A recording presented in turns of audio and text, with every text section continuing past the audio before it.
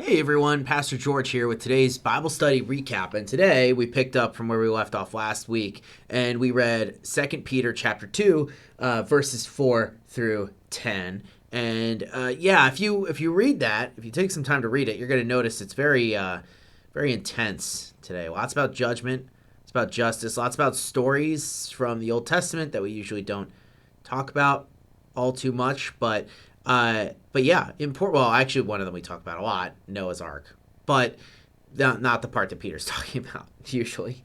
So today we looked at those two stories and what they have to do with judgment, right?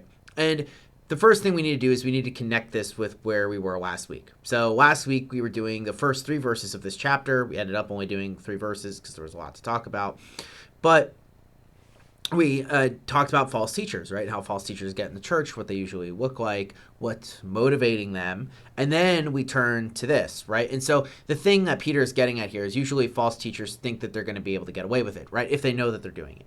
If they don't know they're doing it, this kind of serves as a warning, right? That we should really examine ourselves. Those of us who are in ministry, those of us who are teaching in general, within the church, and know that we're going to be judged, right? But it also is a warning to congregants and lay people, right, of saying, like, listen, you got to be very aware of who's doing your teaching, right? Is this right? Is this wrong, right? Things like that. So it shows that there's going to be judgment, but it also has a lot of hope. And this is a really good example of the Bible where it has both mercy and justice part of it, right? So God punishes these rebellious angels, which we don't know too much about. We talked a little bit about that.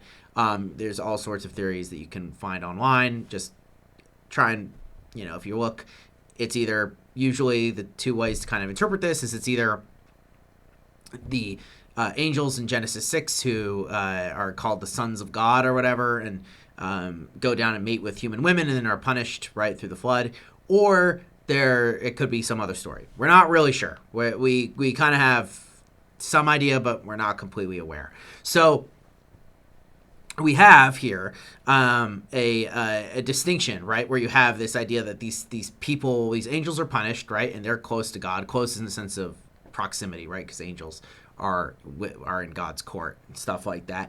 And then you have Lot in the story of Sodom and Gomorrah, right? One righteous, he refers to him as righteous. The idea here is that he's righteous in comparison to what's going on around him, because Lot isn't that great of a guy, or he's righteous through Abraham's intervention, right? That's how he becomes righteous. Or Noah, right? Noah is the one righteous guy amongst the whole world full of people who are evil, right? And so you have God bringing judgment in all these stories, right? He brings judgment on the angels, he brings judgment on the people through the flood, and he brings judgment on the cities of Sodom and Gomorrah, but he still spares some people, right? In the case of Noah and his family, or in the case of Lot and his family. So you have that mercy as well when he didn't really have to do that, right? That's God's free and sovereign choice to do these types of things.